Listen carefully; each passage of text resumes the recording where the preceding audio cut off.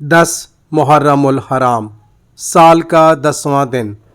آج کے دن سن 61 ہجری میں کربلا کے مقام پر حسین بن علی علیہ السلام اور عمر سعد کے لشکر آمنے سامنے تھے۔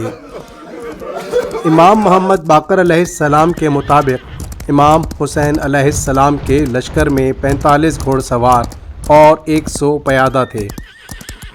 ان کے سامنے عمر بن سعد کی فوج تھی جس میں 30,000 کے قریب جوان تھے۔ جنگ شروع ہوئی اور حسین علیہ السلام اور ان کے ساتھی مارے گئے۔ حسین علیہ السلام کی شہادت کے بعد عمر بن سعد کی فوج نے حسین کی فوج کے 72 ارکان کے سروں کو نیزوں پر بلند کیا اور اجسام پر گھوڑے دوڑائے۔ حرم حسین علیہ السلام کے خیموں کو لوٹ لیا گیا اور بالآخر آگ لگا دی گئی۔ امام حسین علیہ السلام نے لشکر یزید سے خطاب کرتے ہوئے فرمایا، وائے ہو تم پر!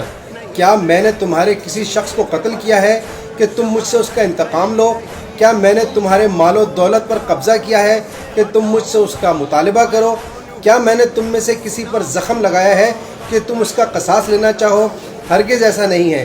اس وقت لشکر یزید پر خاموشی چھائی ہوئی تھی۔ اس سکوت کو توڑتے ہوئے امام نے ارشاد فرمایا، قسم با خدا، میں ذلت کا ہاتھ تمہارے ہاتھ میں نہیں دوں گا اور نہ غلاموں کی طرح فرار کروں گا۔ روز قیامت پر ایمان لانے والے جابروں سے اپنے رب کے پاس پناہ لے جاتا ہوں۔